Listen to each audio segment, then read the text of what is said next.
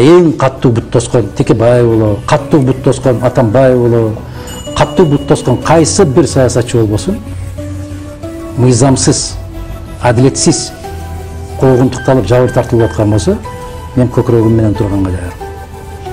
Ал жигит, ал киши, ал саясий ишмер мага кандай көз карашты экендигине карабайм. Мен адилеттүүлүк жөнүндө айтып атам.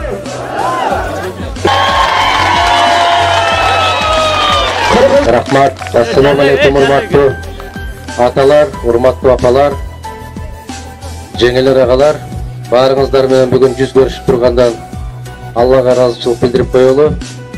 Жалпы кыргыздын энчисине жараткандан келген байлык жөнүндө маселе көтөрүп атса, анан ошол бийликке нааразычылык айтып, чабыран аттап өттү деп аткан болсо, анда курал көтөрүп барган 7-апрелдеги баатырлар биринчи соттолсун, анда Ташиевди, Жапаровду, Мамытовду алдын алып барып отургузуп койсо, кыргыз тынк дебейт, адилеттүү болду дейт. Кандай дейсиздер? Эгерде 3-октябрда алар кирип кетип, бийликти алып, элдик бийлик орноп калган болсо, азыркы күрөөлөп аткандар кылмышкер, жанагы аттап өтүп кирип баргандар баатыр болмок. Ошондуктан бул окуяга эки көз карашта карашыбыз керек. Башыңа кылыч кармап тургандагы чындыкты сүйлө. Адилеттүүлүктү айт. Кол ийрисине тартат деген кайсы бир сезимдерден алыс болушубуз керек. Кайра айтат. Мамлекеттик конституциялык түзүлүштү куратууга чакырык болду деп. Айнанайын, Ала Тоо аянтынын кулагынан кетелек. Ошол элдик фронт түзүп алып, Куулуктагы кетсин деп турган. Элдик фронтко көпүрө болом деп алмастан ошентип барган. Отунбаева дагы барган элдин аркасынан. Мен көргүм келет ошолорду жоопкерчиликке тартылганын. Андан кийин Ташиев башында болгондорду тарталы жоопко.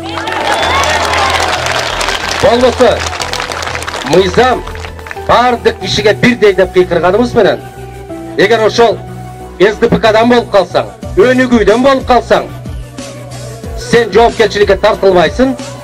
Бүтүн Кыргызстандан болсоң, ата журттан болсоң, анда сен жоопкерчиликке тартыласың деген мыйзам кайда бар экен? Келиңиздер тегиз бололу. 17-июнь күнү Бартабасов деген 7-кабатка чейин басып алып, 7-кабаттагы кабинетте отургандардын костюмдарына чейин тытыңырдап кеткен болгон. Кайда ал жигит? Булар 7-кабатта кирген жок. Ак үйдүн бир терезесине да колу тийген жок. Анан кайсы бийликти басып алды булар? Бийлик бүгүн кайсы жерде? Бийлик өздөрү айткандай жогорку кеңеште. Биз менен Акмат Келдибекович болуп түндө Мыктыбек Юсупович саат 1-ге чейин түндө сүйлөшүп отурдук. Мына ошол жака баралы. Мыктыбек Юсуповичтан ошол ата журт фракциясын жетектеп аткан киши катарында сиздерге салам. Кече кирип чыгыптыр. Кече мына Акмат Келдибекович өкмөткө кирип чыкты.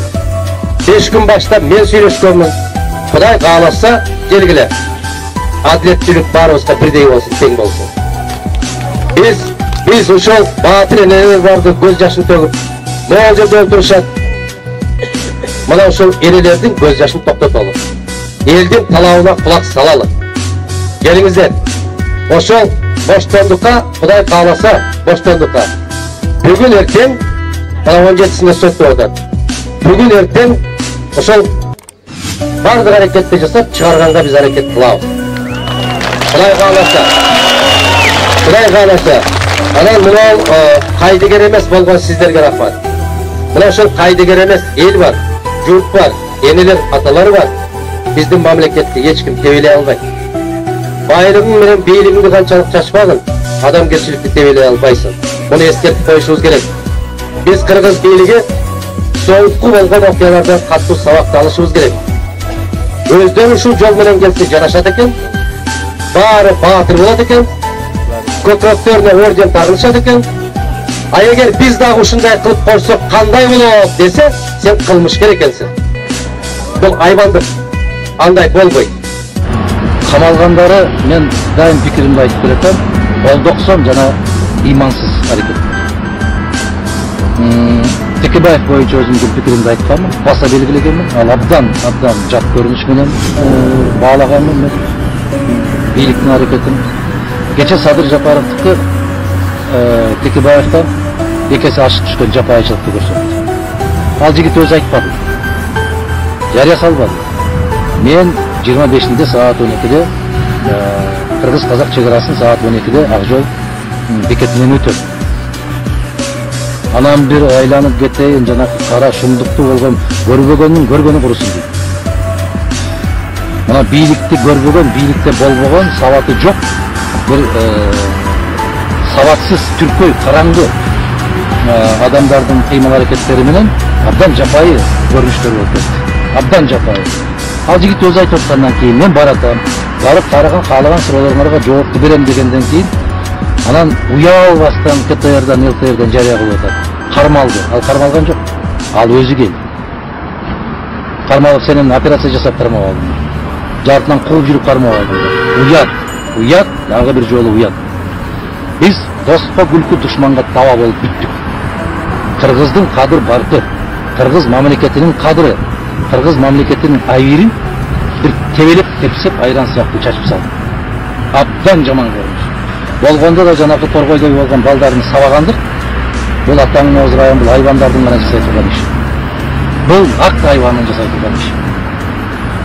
Андай жолго барбаш керек эле. Бул мен ушундай деп баа бергим келет. Бул Кудайдан үмүтү жоктордун жасаган иш. Бул ырайымсыз сезими жоктордун жасаган иш. Сен каның кыргыз, жаның кыргыз, кыргыз деп басып жүрүп, кандай ошол торгойдой болгон балдарды сабайсың? Кандай ошол жердеги турган азаматтарды тепкилейсиң? Кандай ошол сырттан келип, мына өзүбүздүн кыргыз жерибизге келдим деп, кандайдыр бир башка сезимдер менен турган, убактылуу жумуш иштеп турган, Россиядагы, Казакстандан келген азаматтарды, ал жакта иштеп жүргөн азаматтар бул жерге келгенде темир тордун артына чөп деген, бул абдан кыргызга жасалган кыянаттык деп. Башка баа бере албайм. Мындан артыгырагын жалгыз жараткан өзү бербесе, пендеси мындан артык баа бере албайт. Башка жака качып кете турган киши эмес.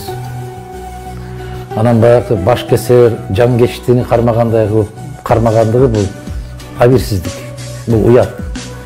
Бул жеке Текебаевдин намысына шек келтирүү эмес.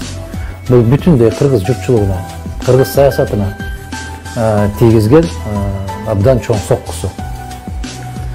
Эгерде кайсы бир маселелер боюнча кармаган болсо, үй камагына деп жарыялап коюп, Бишкектен сыртка чыкпоо жөнүндө кол койдуруп алып, тергөөнү жүргүзө бер.